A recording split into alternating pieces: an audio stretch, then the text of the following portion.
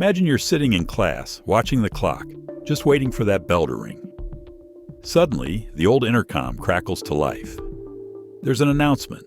Lockdown. You roll your eyes. Just another drill.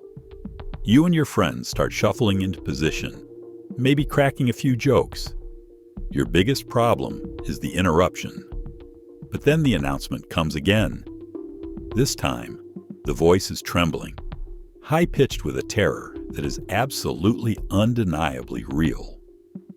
The words, "This is not a drill," cut through the air, and your whole world shrinks to the four walls of that classroom.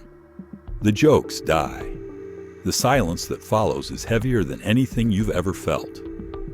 Every creak of the building, every distant shout, every siren becomes a sign that the reality you've only seen in movies is happening right now. Millions of students go through lockdowns every school year. For most, it's just practice. But for some, the threat is real, and the feeling of being safe at school is shattered forever, leaving behind scars that never really go away. The following accounts are inspired by real events and stories submitted by viewers. This happened my junior year of high school. It was a Friday in late April, one of those warm days that smells like fresh-cut grass, where the last place you want to be is inside, especially in Mr. Harrison's pre-calculus class. He was a decent teacher, but pre-calc could make a single class feel like a lifetime. I was in the back, pretending to listen while secretly watching the clock on my phone, which was hidden under my desk. Our classroom was on the ground floor, with huge windows looking out on the student parking lot. I could see my beat-up '98 Civic and was already planning my escape the second the 3:05 bell rang. The room had its usual rhythm. The squeak of Mr. Harrison's orthopedic shoes, the tapping of someone's pen, the low buzz of the projector. It was the soundtrack to a perfectly normal, mind-numbingly boring afternoon. Then, my phone buzzed. It was a text from my friend Kyle, who was supposed to be in the library. I glanced down. Dude, some weird guy in the hall. Walking past the library. I frowned. A weird guy could be anyone. A lost parent, a freshman pulling a prank. But something about the text felt off. I shifted in my seat to get a peek down the hallway through the long, narrow window in our classroom door. For a few seconds, nothing. Then, a figure drifted into view. He wasn't a student. He wasn't a teacher. He was a man, maybe in his late 30s, in dirty jeans and a faded hoodie, even though it was warm out. He had this strange, shuffling walk, with his head down, like he was searching for something on the floor. My stomach just dropped. He didn't belong there. Before I could even think about what to text back, the intercom buzzed, making everyone jump. It wasn't our principal's calm voice. It was one of the secretaries, and she sounded breathless and terrified. Code Red. All staff and students initiate Code Red lockdown procedures. This is not a drill. I repeat, this is not a drill. The change in the room was instant. Mr. Harrison, who was just explaining quadratic functions, became a different person. His face was pale, but his movements were sharp. Now, he snapped, back of the room! Away from the door, away from the windows. Move. He was at the door in a flash, slamming it shut and hitting the lock. He fumbled with a magnetic strip from his desk, slapping it over the window and plunging us into semi-darkness. A girl named Chloe from the front row was already pulling down the big blinds, her hands shaking. The only light left was the glow from the projector, which Mr. Harrison quickly killed. We all crammed into the back corner, a tight space between filing cabinets and the wall. 28 of us, a silent, terrified huddle. My heart was pounding against my ribs. I pulled out my phone again, the screen a bright beacon in the dark. Texts were flying in. From Kyle. They locked us in the library. Saw him go down the science hall. From my girlfriend, Sarah, who was in the art room upstairs.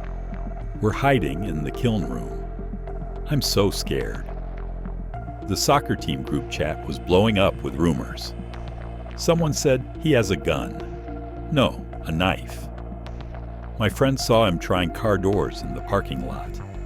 The silence in our classroom was absolute. Nobody dared to whisper. You could hear your own breathing, ragged and loud in the small space. And then we heard it. Footsteps, slow, deliberate, shuffling. The same walk I'd seen through the door. My blood went cold. The footsteps stopped right outside. We all held our breath, a room full of petrified statues. The girl next to me, someone I didn't even know, was trembling. I squeezed my eyes shut, just listening. And then came the sound that I will never, ever forget. The doorknob started to rattle. It was quiet at first, a little jiggle. Then it got more forceful. Someone was trying to get in. The handle twisted violently, back and forth. A low, muffled grunt came from the other side, then the thud of a body hitting the wood. He was pushing against it. I had never felt so helpless. We were trapped.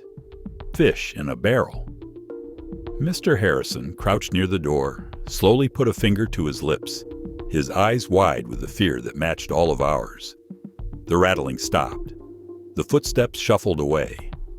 A collective silent sigh went through our corner, but it didn't last. A new sound started down the hall, shouting, not from the intruder. It was a deep, loud voice. "Police! Show me your hands! Get on the ground, now!" We heard a scuffle, a crash, more shouting, and then silence. A different kind of silence. Empty, echoing, almost as scary as the noise before it. We stayed huddled in the dark for what felt like forever. Was it 10 minutes? 20? An hour? Time just stopped. Finally, the intercom crackled. It was Principal Gable, her voice shaky but firm. "All clear. I repeat, the all clear has been given. Please remain in your classrooms. Police will be dismissing you building by building." The room broke. People started sobbing, hugging each other. Mr. Harrison flipped on the lights, and we all blinked, staring at each other's pale, tear-streaked faces. An officer eventually opened our door and told us the man was a local transient with known mental health issues. He'd slipped in through a side door a student had propped open. He was unarmed. They found him in a janitor's closet. He was just a trespasser. No weapon. He probably wasn't even trying to hurt anyone. But in those moments when the doorknob was rattling, none of that mattered. What mattered was the unknown, the what if. We were walked out past officers still sweeping the halls. The fresh air felt incredible, but the fear stuck to me like a cold film for weeks. I couldn't walk down a school hallway without my heart speeding up. The lockdown was over, but a part of me never left that dark corner of the classroom. I teach second grade. It's a job I love. There's a beautiful, chaotic energy in a room full of 7-year-olds. It's a world of finger paints, scraped knees, and questions about why the sky is blue. Our school, a sprawling single-story building in a quiet suburb, always felt like a sanctuary. We did our drills fire, tornado, and lockdown. To the kids, they were just a game. The lockdown drill was the quiet game. I'd tell them we were sleeping lions, and they had to be totally silent. They were good at it. They had no idea what they were really practicing for. It was a Tuesday morning. We'd just finished story time on the rug, and the kids were back at their tables for a drawing lesson. I was showing them how to draw a cartoon dog when the intercom on my wall buzzed. It was Annette, our school secretary, a woman whose voice was usually the warmest, friendliest sound in the world. "Mrs. Davies," she said, her voice tinny, "are you expecting a substitute or a student teacher today?" "A Mr. Graves?" I paused, chalk in my hand. "No, Annette." "Is everything okay?" A beat of silence. "Okay, thanks, just checking." The line clicked off. That was weird. Our school had an ironclad visitor policy. You had to be buzzed in and sign in at the office. Nobody just wandered around. I shrugged it off as a mix-up and went back to drawing. Maybe 5 minutes went by, the kids all happily scribbling away. The intercom buzzed again. It wasn't Annette. It was our principal, Mr. Henderson. His voice strained with a panic he was failing to hide. "Teachers, initiate lockdown procedures. Lock your doors." "This is a real lockdown. I repeat, this is a real lockdown." The words hit me like a punch. The quiet game wasn't a game anymore. I turned to my 22 wide-eyed kids.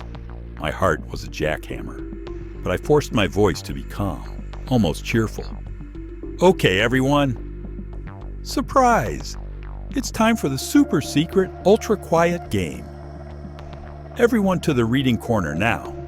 Let's see who can be the quietest mouse." They scrambled up, excited by the sudden game, and scurried to the back nook surrounded by low bookshelves. While they settled in, I flew across the room. I slammed the heavy wooden door and threw the deadbolt. It made a loud, final thunk.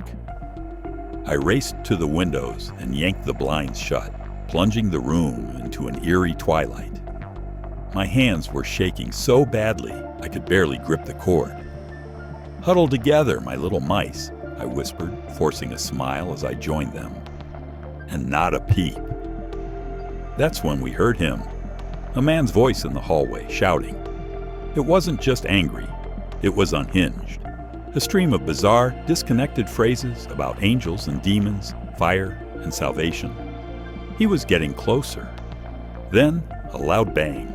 He'd kicked a door. A few of my kids jumped. A little girl named Lily started to whimper. I pulled her close, wrapping my arms around her. "It's okay, sweetie," I whispered, my own throat closing up. "It's just part of the game." Loud noises are trying to trick us. Bang! Closer this time. He was moving down the hall, door by door. I realized with a wave of pure ice-water dread that he was checking them, looking for one that was unlocked. My eyes darted to my own door. Solid wood, but it felt like paper. I looked at the bookshelf next to it. Without a second thought, I scrambled over. "Help me, my strong helpers," I stage whispered to two of the boys, trying to keep up the act. Together, we shoved the heavy oak bookshelf, loaded with hundreds of books, in front of the door. It was a pathetic barricade, but it was something. Just as we got it in place, he reached our door. Bang! The impact shuddered through the wall. Lily let out a short, sharp scream that she immediately stifled with her hands. The man outside heard it. "I know you're in there," he roared, his voice a distorted howl right on the other side of the door. "Children of sin, the devil is in your books. Let me in. Let me save you." He started pounding on the door, not kicking, but hammering with his fists. Thump, thump, thump, thump. The rhythm was relentless. The kids were all crying now, silent tears streaming down their faces as they buried their heads in each other's shoulders. I was crouched in front of them, my back to the door, trying to shield them with my body, whispering, "It's okay, it's okay, it's okay," over and over, more for me than for them. Crack, the sound of splintering wood. He'd started kicking again, right in the center. He was going to get through. In that moment, I scanned the room for a weapon. Scissors? A heavy book? What could I possibly do against a grown man? Just as a piece of the door looked like it was about to give, another sound cut through the terror. Sirens. Faint at first, then screaming closer. The pounding stopped. The man's yelling changed, now directed at the arriving police. We heard more shouting, commands being barked, and then a sharp crackle. the unmistakable sound of a taser, a heavy thud, and then silence. We waited. It felt like an hour, though it was probably just minutes. Then a key turned in our lock. I screamed, "Don't come in!" "Ma'am, this is the police," a calm voice said. "We have the suspect in custody." "Are you and the children okay?" I couldn't speak. I just crawled to the bookshelf and with pure adrenaline pushed it aside. A police officer in full tactical gear slowly opened the door. Seeing my face and the terrified children behind me, his expression softened. The man was Mr. Graves. When the office realized no one had requested him, they called the lockdown. He had become aggressive and started his rampage. No one was physically hurt, but the quiet game was never a game again in my classroom. The school was no longer a sanctuary. It was the place where the monster had been real, and he had been right outside our door. My high school was in one of those towns that's not quite rural, not quite suburban. We had woods on one side and a major interstate on the other. In some classes, you could hear the constant roar of traffic, just background noise. I never thought that sound would one day be the start of the most terrifying day of my life. It was a cold, overcast afternoon in January. I was in U.S. history, trying not to fall asleep. A few kids were staring out the window, and that's when the first cop car flew into the parking lot. I mean flew, lights flashing, tires squealing. An officer jumped out with a rifle. Before we could even start whispering, another car followed, then another. Within a minute, a dozen police and sheriff's vehicles swarmed the school. Officers were getting out, all heavily armed, taking positions around the building like it was a movie set. The intercom came on. It wasn't a code red. It was a shelter in place. All students and staff, we are initiating a shelter in place due to police activity in the area. Stay inside. Stay away from windows. This is not a drill. Our teacher, Mr. Klein, went pale. His computer pinged with an email. He walked over, read it, and his face went from pale to ghost white. He turned to us. "Listen to me," he said, his voice low and serious. "There's been an accident on the interstate. A prison transport bus. It crashed. The police are telling us inmates have escaped." The room exploded. People gasped. Someone nervously laughed, like it had to be a joke. But looking at the small army outside, we knew it wasn't. The roar of the highway was gone. They'd shut it down. The only sounds were the wind, the crackle of police radios, and a distant helicopter. Minutes later, the order changed to a full code red. Doors locked, lights off, hiding in the corner. But this was different. The threat wasn't a single intruder. It was convicted criminals somewhere out in the woods that bordered our school. The police weren't looking for someone inside. They were using our school as a fortress. We were in the safest and most dangerous place possible. My phone lit up. News alerts confirmed it. A bus crash on an icy overpass. But the rumor spreading through our texts was that as many as 20 prisoners had survived and escaped into the woods. 20. We sat in the dark, listening to the helicopter circling right above us. Every shadow that passed the window made us flinch. The fear was suffocating. These were convicted felons. What were they in for? Robbery? Murder? Our imaginations filled in the terrifying blanks. Suddenly, our classroom door burst open. We all screamed. A cop stood there, gun drawn. Behind him was Mrs. Jensen, a teacher from across the hall. She was hysterical, sobbing. The officer guided her into our room and shut the door. "What is it?" "What did you see?" Mr. Klein asked her. She could barely speak, pointing a shaking finger at the window. "Behind the bleachers, by the woods, a man in an orange jumpsuit. I saw him. He was looking right at the school. The officer spoke into his radio, his voice urgent. Subject sighted, east perimeter, near the football field. Orange jumpsuit. He was here, on school grounds. The threat was no longer a possibility in the woods. It was a confirmed presence just a few hundred yards away. We were all thinking it. If one got that close, how many more were out there, watching? The lockdown lasted over 2 hours. We heard more radio chatter, but nothing as dramatic as that moment. Finally, the principal's voice came over the intercom, strained but relieved. The police have given the all clear. They have accounted for the majority of the escaped individuals. The area around the school is secure. We were released classroom by classroom under heavy police escort. As we were led outside, I saw them putting a man in handcuffs. He wasn't in an orange jumpsuit, but his clothes were torn and muddy. He looked up as we passed, and his eyes were cold and empty. They eventually caught 17 of the 20 escapes. 3 were still at large.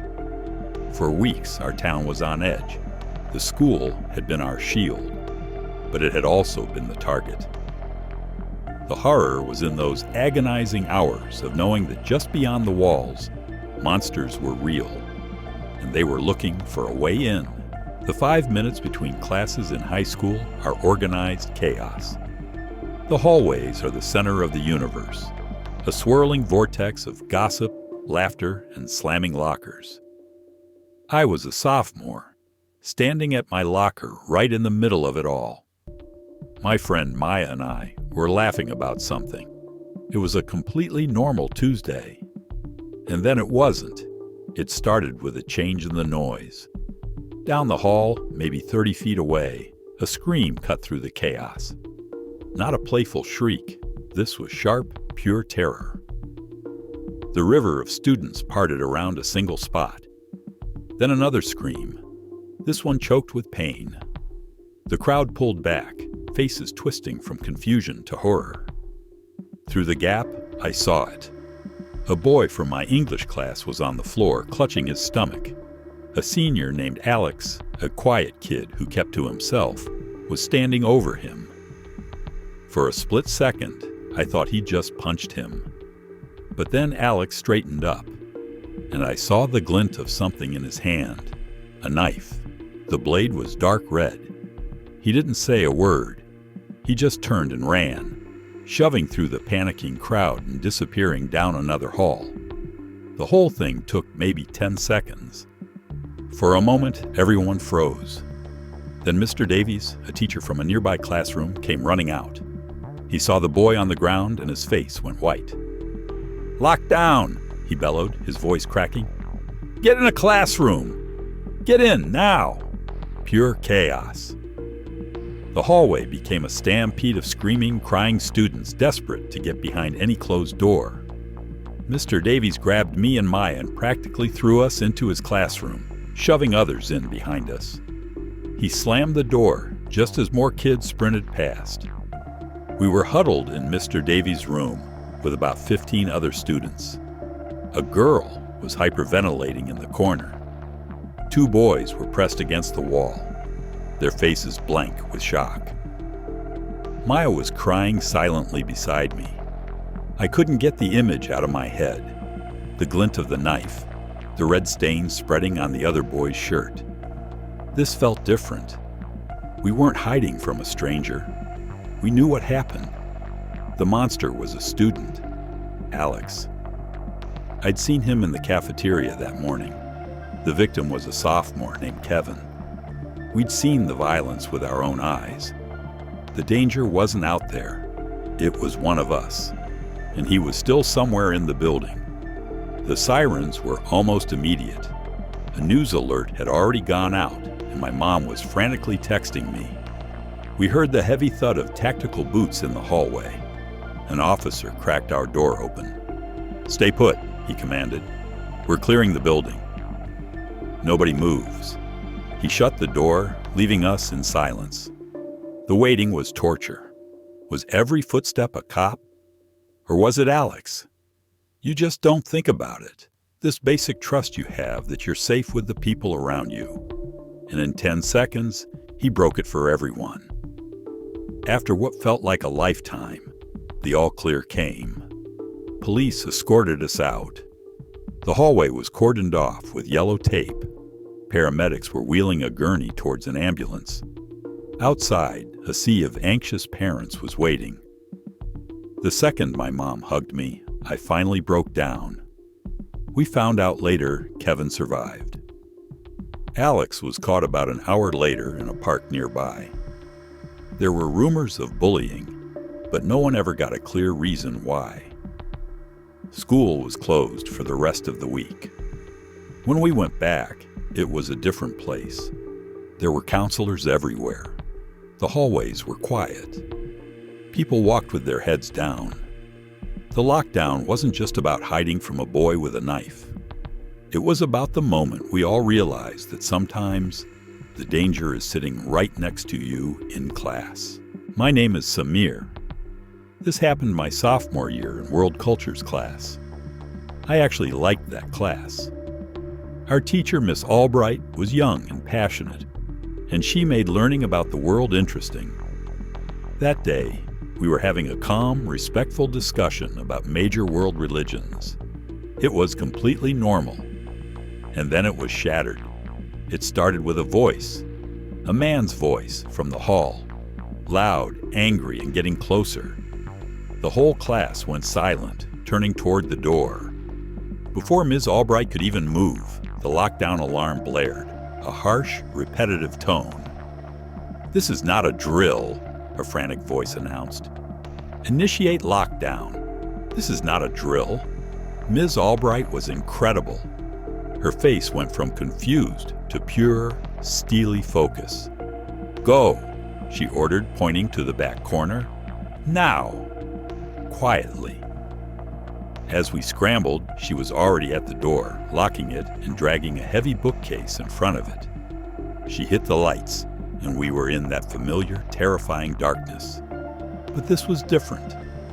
We could hear the threat. The angry voice was right outside now, and we could make out the words. He was screaming, ranting, and as I listened, a cold knot formed in my stomach. He was twisting Islamic phrases into curses, yelling about infidels, about how our school was a place of sin that needed to be purged. The calm, academic discussion we were just having was now being thrown back at us through the door as a violent, hateful tirade. He started rattling doorknobs, working his way down the hall. Jiggle, jiggle, bang! Jiggle, jiggle, bang! Each attempt on another door was like a countdown. We were next. My heart was pounding so hard I thought he could hear it. Then he reached our door. He yanked the handle. It didn't move. He growled in frustration. And then he started screaming at us. "I hear you in there, you faithless children, hiding in the dark. Your teachers are lying to you. Your God is false." His voice was raw, unhinged. It felt personal. It felt like his hatred was boring a hole right through the door, right into me. Then he started throwing his body against it. Thud. The whole door frame shook. Thud. Harder. We could hear the wood groaning. It felt like it was only a matter of seconds. I looked at my classmates' faces in the faint glow of the exit sign. I saw pure, primal fear. I wondered if I was about to die. Crack. A panel on the door splintered. A girl gasped, and a boy clamped his hand over her mouth. The man roared in triumph. He was getting through. Just then, a different sound echoed from down the hall. "Police! Drop it! Get on the ground!" The man went silent. Then he started cursing at the officers. We heard running, a scuffle, a crash, then the sharp crackle of a taser, and a heavy final thud. And then nothing. Absolute silence. We stayed like that, barely breathing, for what felt like an hour. Eventually, a calm voice spoke from the other side. This is Officer Miller with the County Sheriff's Office. The suspect is in custody. It's safe to come out. Ms. Albright, shaking, pushed the bookcase away. 2 officers stood there, looking as exhausted as we felt. They told us the man had gotten in through a side door. He was unarmed, but his violent actions and targeted threats had terrorized the whole school. The rest of the day was a blur. The horror wasn't just the physical threat of him breaking down the door. It was the venom in his words. It was realizing someone's hatred could be so powerful they would try to smash their way into a room full of kids to spew it. The door was eventually fixed, but for me, some things were permanently shattered. The school bell is supposed to signal the end of a class, not the start of a nightmare. These stories are brutal reminders of how quickly a place of safety can turn into a scene of terror. They're about ordinary days that become desperate fights for survival, and the psychological wounds left long after the threat is gone. For these students and teachers, the silence of a lockdown is now forever filled with the echoes of fear. A rattling doorknob, a distant scream, the thud of a body against a door. What would you have done? It's a question we hope you never have to answer.